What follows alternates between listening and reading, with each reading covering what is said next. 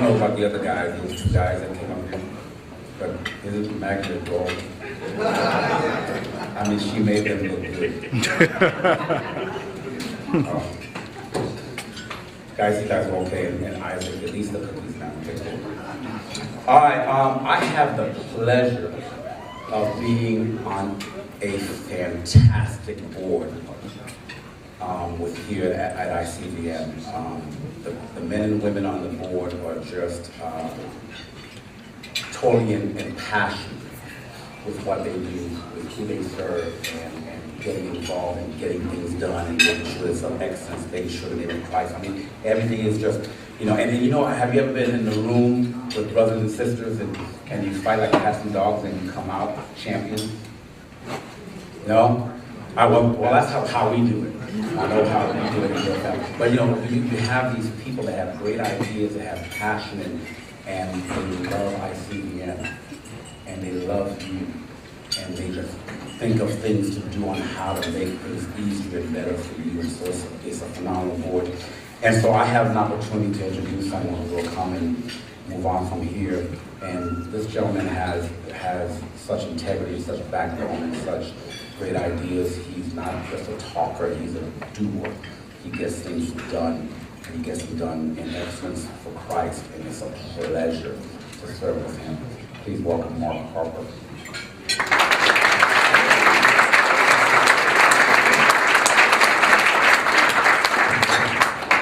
Thanks, Kami.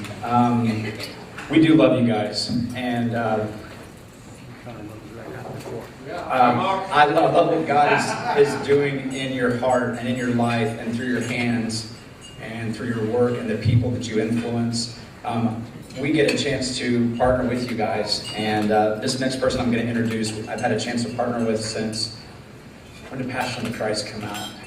2004. I'm at a booth at a pastor conference, and I meet one of these two brother teams, and they just are working on a documentary about September 11th. And he's telling me the idea, kind of like just hearing some of your all's ideas, not knowing who they are, what they're doing, where they're going to end up. And it's been amazing to see the trajectory that God has taken this brother team in their life. And they told an incredible story about the crosses that fell to the ground September 11th. And Isaac Hernandez was one of the first people to put it on television for them. And so it's been really a pleasure to introduce these guys to others and to see their heart for telling stories and their passion for excellence. In fact, the very first time I got to see this documentary that he was describing to me, I said, wow. I mean, literally just wow. And we've seen some wow stuff, you know, at the popcorn nights and these trailers I can see on trailers. Like, wow, music just makes me want to change the world. So this particular gentleman, Andy Erwin, is such an incredible person. Whoever read the Teddy Roosevelt quote the other night, who was that? Brian. I feel like that quote describes Andy Erwin. And I got to meet Andy. He was in an editing room in a little office in Birmingham when I went to first meet with John and Andy Erwin and talk to them about the cost of the towers and how we can help it get reach and revenue. And what I love about Andy is he is just so solely focused on what will make this great, what will honor God, what will reach a wide number of people. And he really is a creative genius that doesn't get to talk so much because John Erwin likes to talk so much. So I was actually really thrilled that Andy gets to be the one to be with us today. You guys can pray for John and his family. His baby Sam is going to have an open heart surgery next month, I believe. So he was really cutting back on a lot of his travel schedule. And I thought, man, that's good. You need to be home, be with Beth and the rest of your kids, and we really want to hear from Andy. So I'm really honored to introduce Andy Erwin. So let me tell this one quick story, and I hate to take up this much time, but you guys need to know this. Woodlawn, they produce Woodlawn. And when they were just young boys in bed, trying to go to sleep, probably trying to stay up, you know, Dad was in there telling them a good night story. And their dad, Hank Erwin, was a senator. He was a leader. He was passionate for the gospel. Went to Expo 72. Hank Erwin is in the movie Woodlawn. He's the chaplain. And he would tell them this bedtime story. And he would talk about Tony Nathan getting the ball and running it downfield, and he would act it out to them. And he'd say, and then when the whole team came to Christ, he'd show them this huddle, and he was telling them these stories when they were boys, not knowing where they were going to end up. I love that. You never know what. I was a horrible youth pastor because I could never get through. So I used to love showing clips and videos and renting some of your all's films over the years to show my youth group. But you just never know where you're going to end up, where the person who hears your story is going to end up. It is an incredible, intricate pattern, like Jocko showed, that embroidery of where things end up a way that glorifies God. So Andy, would you come up and thank you for sharing your heart with us.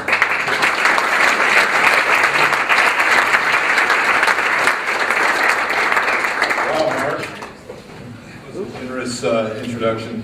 I didn't know your skill for crying on the drop of a hat. So in our newest movie, I Can Only Imagine, there's a small cameo of a bus driver that you can see in the distant background played by Mark Harper.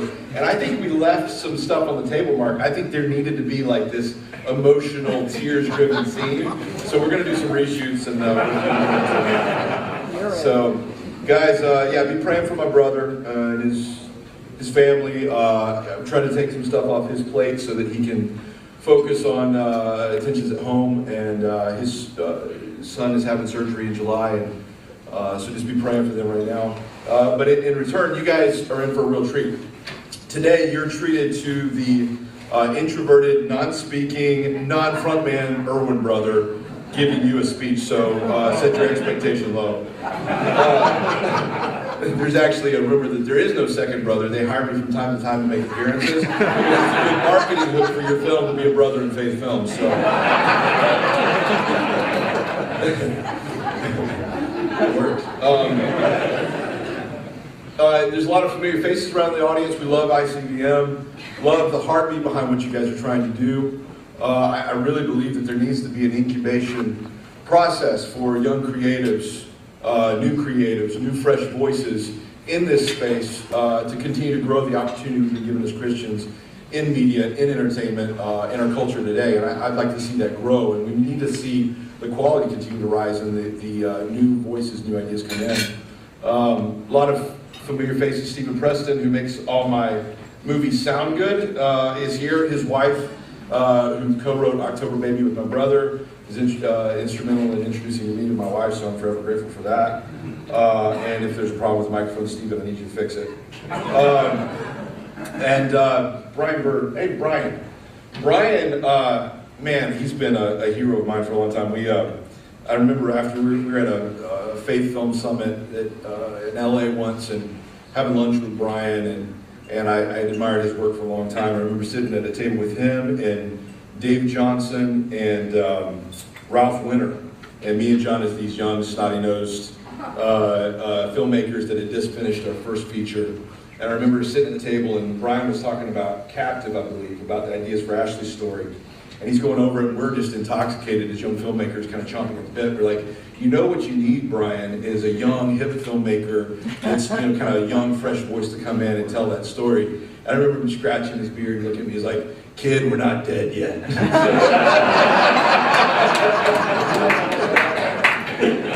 And I was like, touche, I need to pay my dues. It's been awesome to see what, I haven't gotten to tell you this yet, Brian, but Mike Ogle that plays Lee in Case for Christ that you guys watched last night is one of my dearest friends. And so I had known about them making the story. I knew that Brian was writing it. And so I knew it was going to be a good movie, but I went to the theaters and my jaw was on the floor. And I got done with that movie, and I texted John Gunn, the director, and I said, you guys have just made the most spectacular thing I've seen in faith film, and that includes anything I've done. That was a good, I love that film.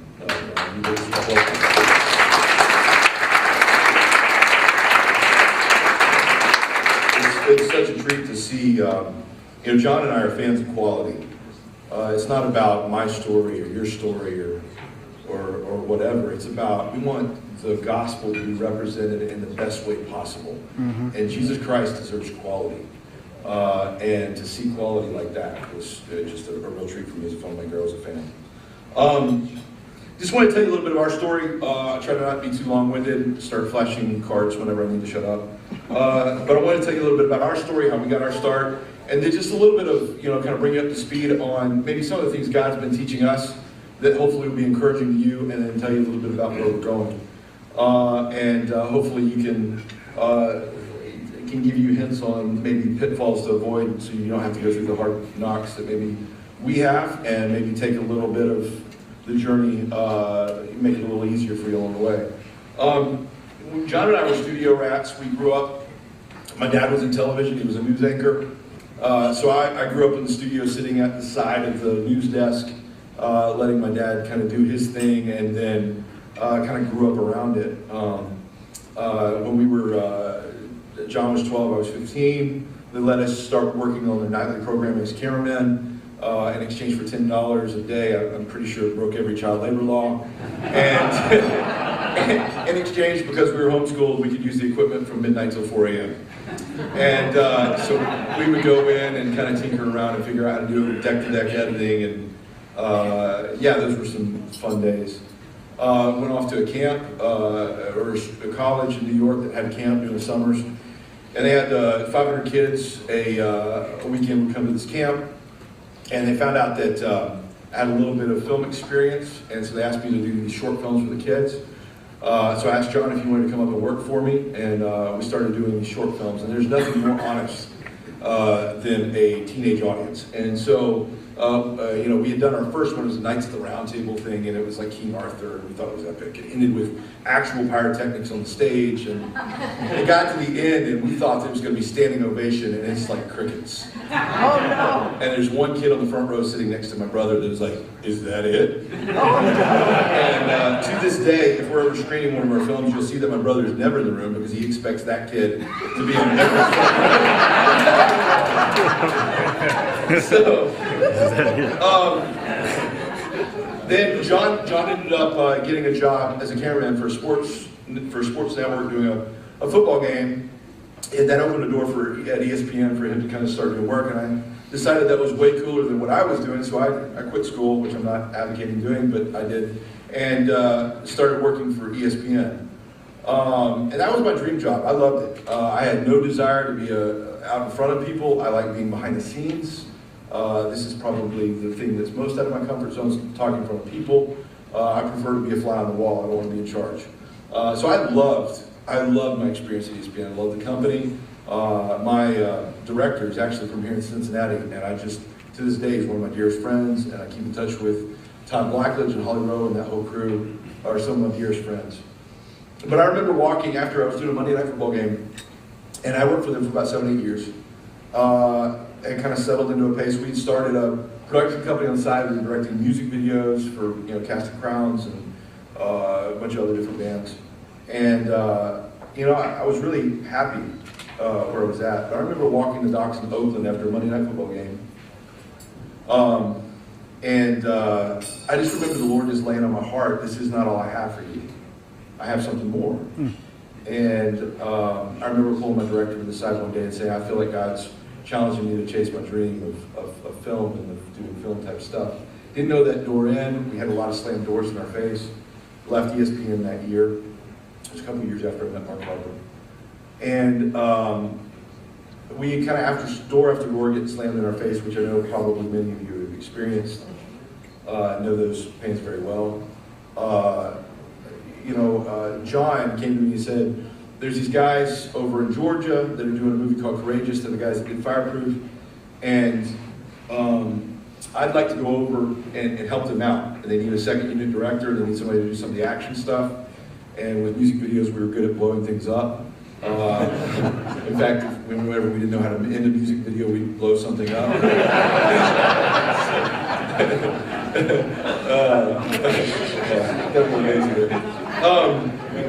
So John went over to help the Kendricks. I said, I don't know that there's a position for me, that they need me. So I was doing a music video for Montgomery Gentry, and I was directing that. And John went over to work with them, and it was revolutionary for him. And I remember I kind of got ministered to vicariously through Stephen and Alex, but they pulled John aside one day on set and said, John, what's the purpose of what you're called to do? What's your purpose?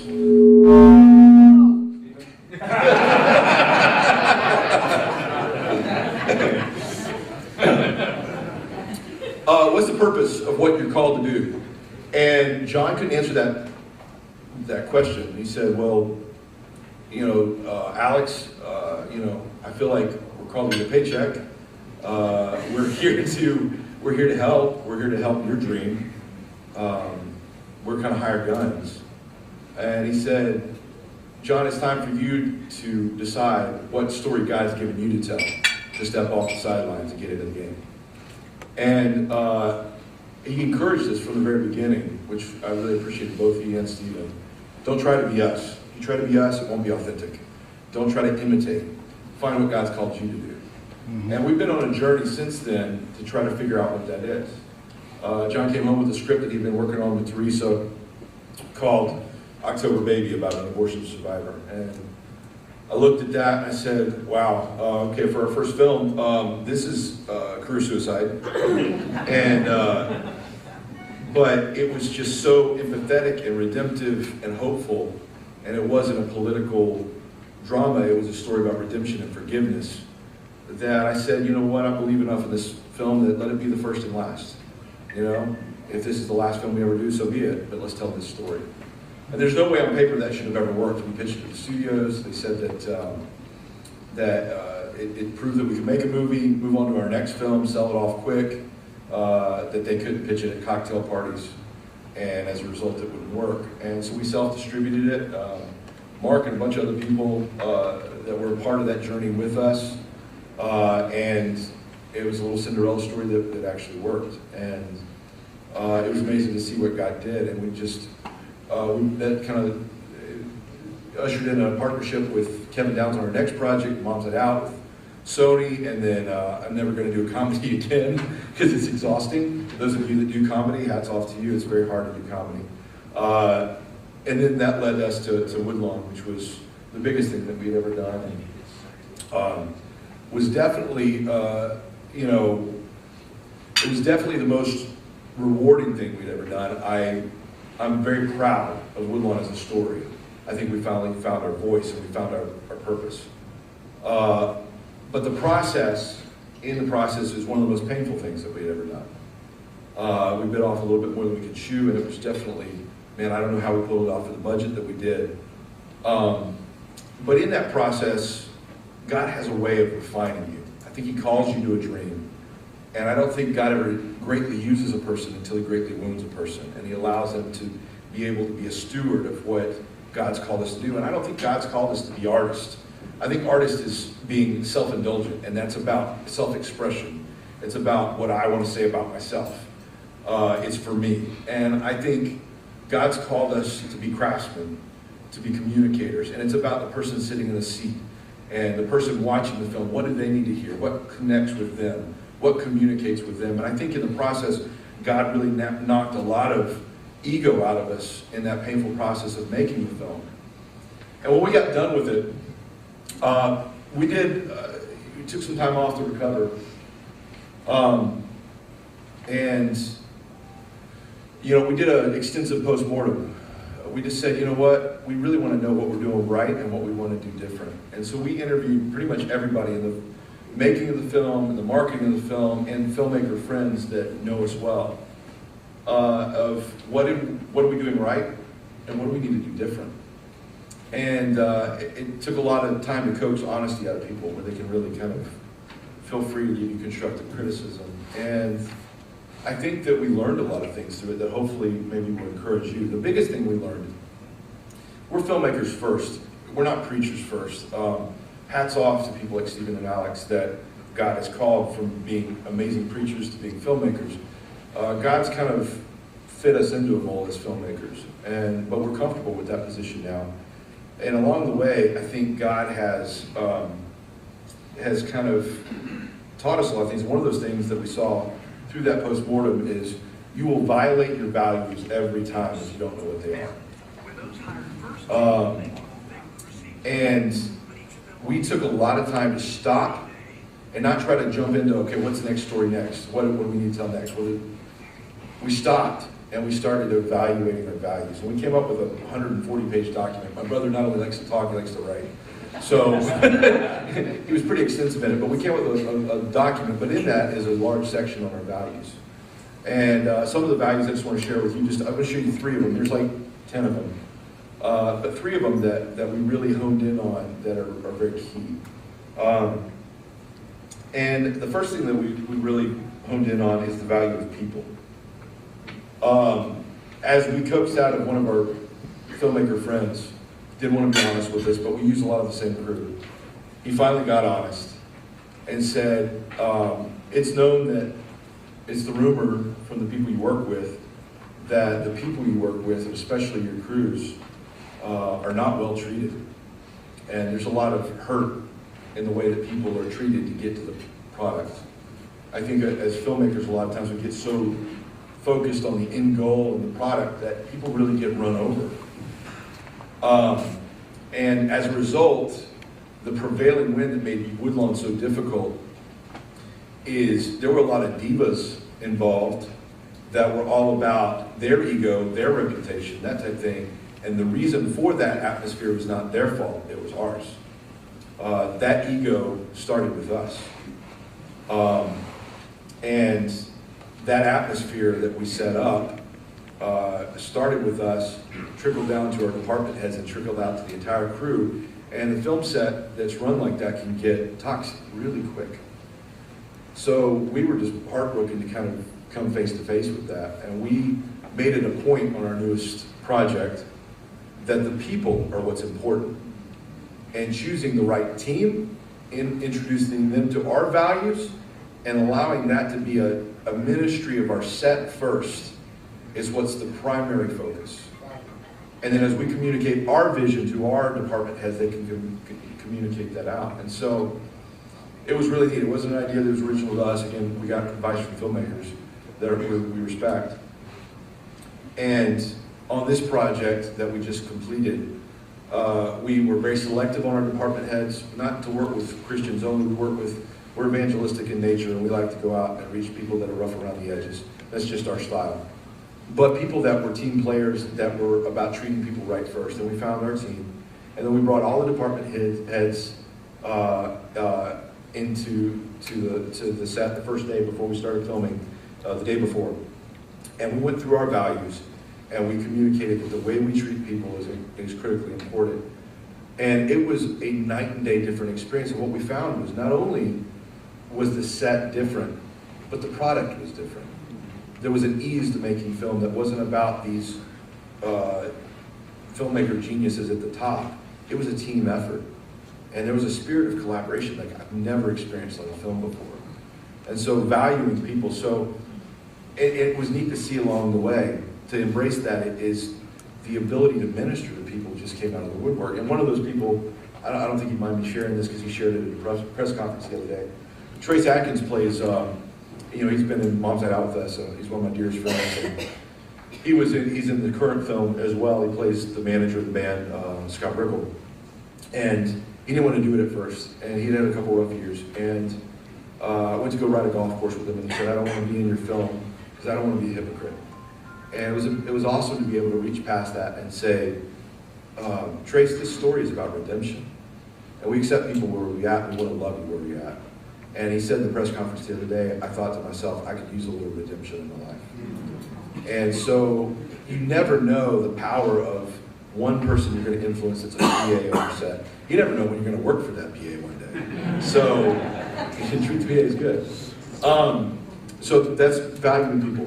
Not to be long-winded. The next thing that we really kind of honed in on is the value of quality. And we redefined it. I think there's a trap for us as filmmakers. I think we've all fallen into this trap. I know I was guilty of it as that snotty-nosed filmmaker talking to Brian, is we come into it with ego, a chip on our shoulder of, we're going to be different. We're going to be the first quality, this or that. Or we've arrived, my film is different. And I think unknowingly we tear down the amazing shoulders that we stand on to get to where we're at. And so we have changed our philosophy that quality is an ideal to chase. It's not an achievement to arrive at. My desire is to see movies like Case for Christ that take the next step up, that continue to grow, that we challenge each other forward, that there should be a healthy level of competition and behind the scenes having those friction meetings where we really refine each other. But in public, we publicly support and we celebrate and we praise quality. And that is something that I want to chase with my films, that hopefully Woodlawn was better than Moms Night Out, and I hope that I Can Only Imagine is better than Woodlawn. And we continue to take that next step. And so quality is an ideal to chase, not something to arrive at. And then you see that with a lot of products, whether it's Devon Franklin or what God did with War Room and Case for Christ or Hacksaw Ridge. It's just to see God doing more and more amazing things. The last thing that I think that I'd like to share as a value that we really embraced is the value of purpose. I think we finally grasped what that original question that Alex Kendrick asked us. He said, what's your purpose? And we weren't able to answer that. I applaud the kind of movies that Alex and Stephen make. I think they edify the church and they really motivate the church to action. And but for me to try to do their film would be disingenuous. You have to decide what's your purpose. What has God called you specifically to tell your story and why? And with Woodlawn, we finally, I think, kind of tasted our purpose, that our purpose is evangelism. Is the ability to tell true stories that show the power of gospel in action, that don't fill in all the blanks, but whet the appetite, that set up a kind of a volleyball for the church to spike. That they step in and they say, the wondering audience that may not be familiar with the church, that may not be familiar with Christianity, can say, tell me more about that. And the local pastor, the local youth group can step in and say, let me tell you about Jesus. And they can fill in all the blanks. I think Jesus' parables did that he would tell a story that would ask the right questions, and people would come back and say, what did that mean? And then he was able to then teach, and so to pair with the church, to give them a platform for evangelism. And I think the stories that we heard from Woodlawn were just so encouraging. I'll share a couple of them with you. I can go on and on about it because that's really what floats my boat now. One of the stories was, there's a church right here in Ohio that they had showed the Woodlawn to their community on a Saturday night at a community-wide event. The next day at church, the pastor decided, because there's a big for those of you that haven't seen Woodlawn, there's a big baptism scene where the pastor comes into an African-American church, says, I want what my players have got. And he says that he's made a decision for Christ and he wants to make that public. And the pastor, that's right, Stephen. The pastor baptizes him right there. So the next morning, after they had the decisions that night on Saturday night, the pastor of the church said, I'd like to give an opportunity to the congregation that anybody that made a decision for Christ last night that wants to come forward and make that public and follow the Lord in baptism this morning, we'd like to invite you to come forward. He expected there to be 4 or 5 people. 267 people got up. Praise God. Praise God. And the last was a truck driver, kind of country, good old boy truck driver, that got up and said, I don't know all the terms yet. I don't know if I've accepted God into my heart or if he's accepted me into his. All I know is I'm that coach on that screen and I want whatever he's got. And man, that lights me up. Other story that happened just 2 weeks ago is we made a very decisive decision at the end of Woodlawn to kind of cross that boundary into personal space with our film. And at the end, we put up a Let's Talk About Jesus website and a 1-800 hotline for people that can call and talk after they've seen the film. We didn't think anybody would actually watch the credits and kind of get that. That hotline received over 10,000 calls of people wanting to make decisions for Christ. One of those happened 2 weeks ago, and it continues to have a life. We got a call. One of them was a call from Norway, somebody saying, does Christianity really work like that? I want what they have. Just amazing stories. But one of them happened 2 weeks ago. 33-year-old man, white male, from the South, called and said, I just watched Woodlawn, and I just gave my life to Jesus Christ. And I just called and resigned my leadership within the KKK. Wow. Praise the And Lord. he said, I feel like God is calling me to go back to the KKK and preach the gospel. Praise the Lord. And to go in and tell them from the inside out how Jesus makes things different. And That's so, like change, man. That's like change.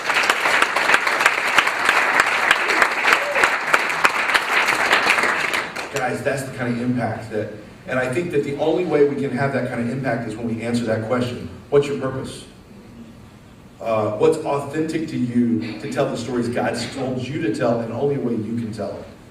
Don't try to be me. Don't try to be Stephen and Alex. Don't try to be Devon Franklin. Find what your stories are and tell them as authentically as possible.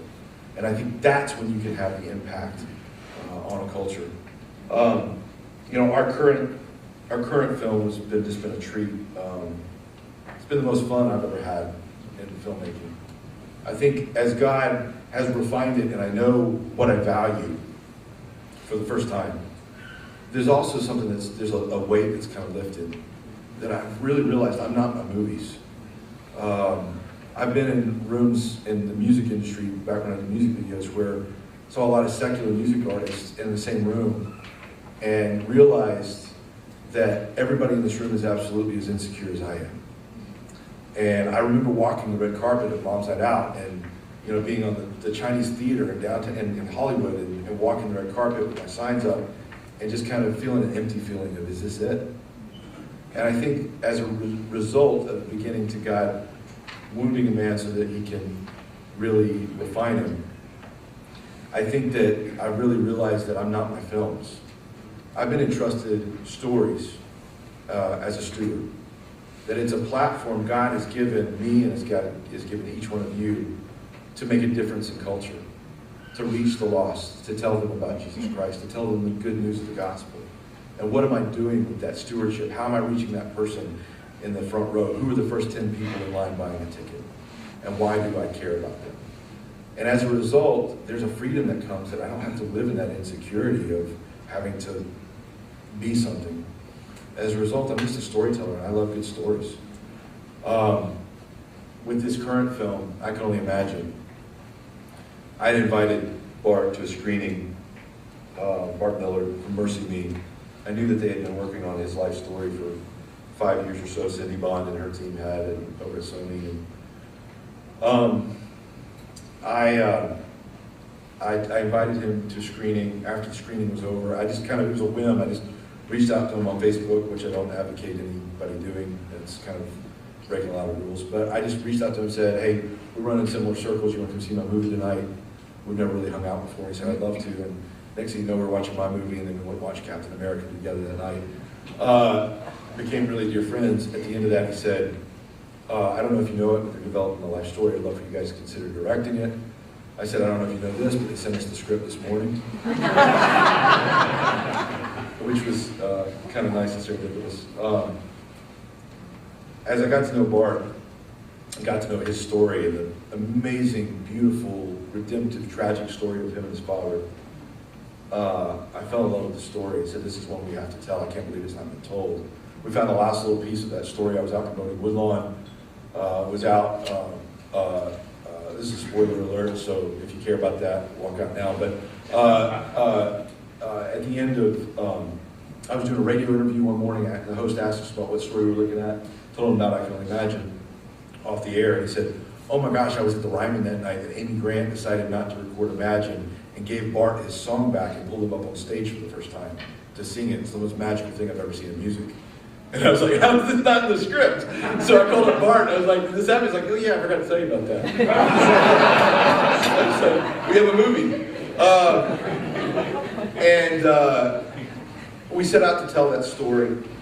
And talking again with some filmmaker friends, they encouraged us to have an open hand and say, God, what kind of story do you want to tell? How do you want this to work? We went into production, we self-funded. God allowed us to raise quite a bit of money in a short amount of time.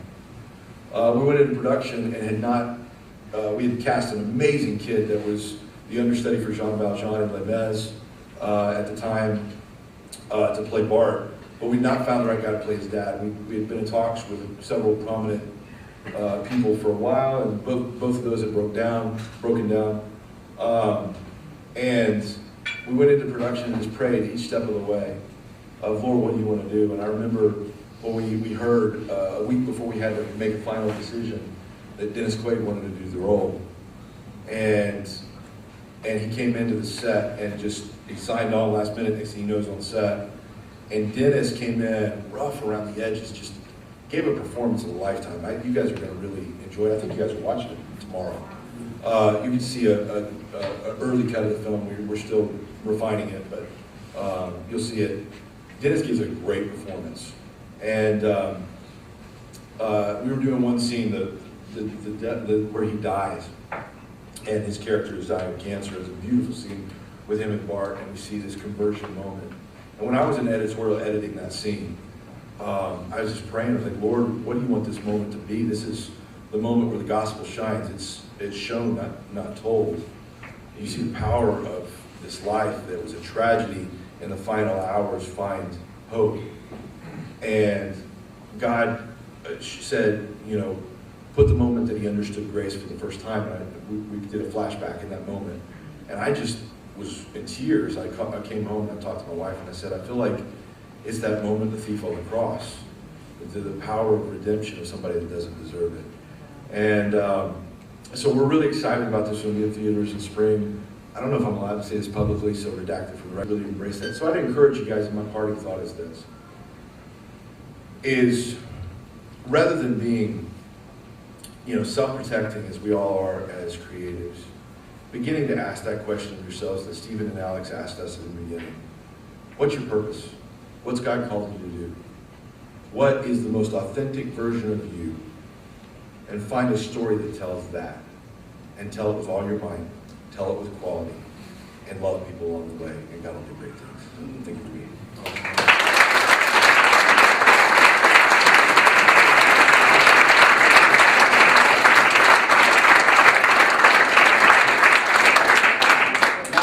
Was at Popcorn Night last night, where there was a small little teaser shown, so we can play the segment for I Can Only Imagine, and then we're going to pray for Andy and the movie. Andy.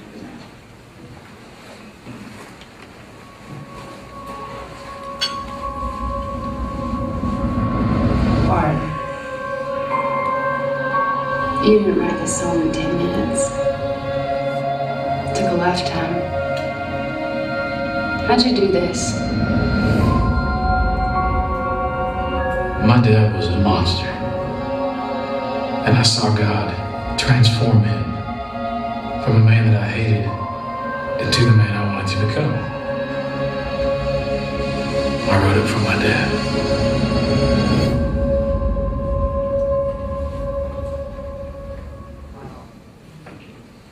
Let's pray.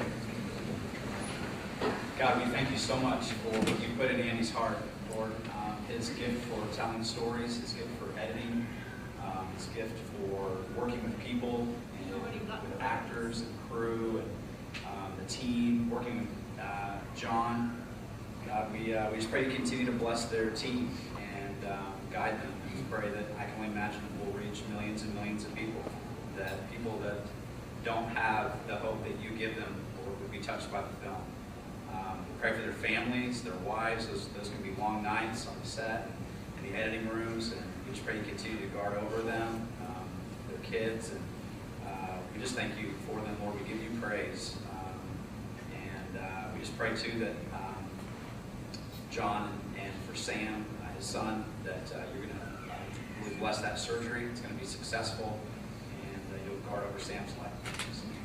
Father, even with the desire of his heart, oh God, to see younger men, younger women come into the fold, oh God, and to steward, oh God, all that you give them to be in the authenticity of who they are. That we pray, Father God, that you would give them, oh God, the wisdom, that you would, oh God, cause, oh God, an understanding, oh God, within them, oh God, as to who are those people who might impart what you've given, oh God, to them as a family, Father God, and to them as Christians. That, Lord God, that the torch might be passed on, even as he drove, Lord God, that he would not be thwarted in any way, Father God. Thank you, Lord God, for all of the youth, the young people that are coming in, Father God. And Father God, continue to bless them, Father, as those who have gone before, those who follow, Father God, that we may see all that you have ordained, fulfilled, and worship you. Praise. In Jesus' name. In Jesus' name. Amen.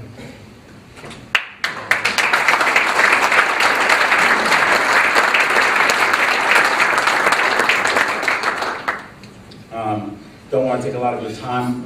We are basically almost at the end here, but I do want to say this because as Andy was speaking, I think sometimes we don't understand it, and sometimes things happen and we don't know how much of an impact, you know, and how full that impact is. Because we know that we're telling the message of Christ, and we know that He is salvation. We know all of those things, but there's so much in the middle of what's done when you relay the message of the gentleman from the KKK. Here's the other side of that story.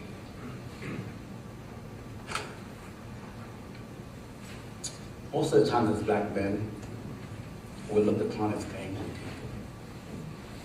And we have been placed in an almost impossible situation because we can't even speak for ourselves. Because the minute that we say the truth, somebody brands us as angry. And we're not angry, we're just hurt. We're not angry, we're just hurt. And we want somebody to tell the truth for us, sometimes. Because it's not accepted when we do. So as Woodlawn was just one of my all-time favorite films I've ever seen in my entire life. Because it allowed a story to be told where there were black heroes.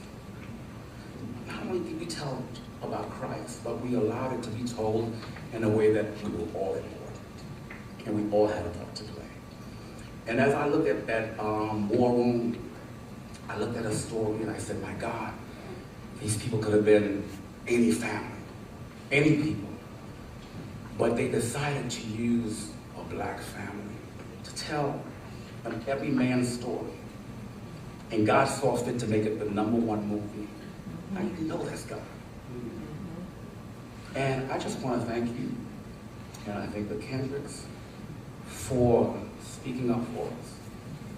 Not only for Christ, but for what has become the least of things. And that's the black male.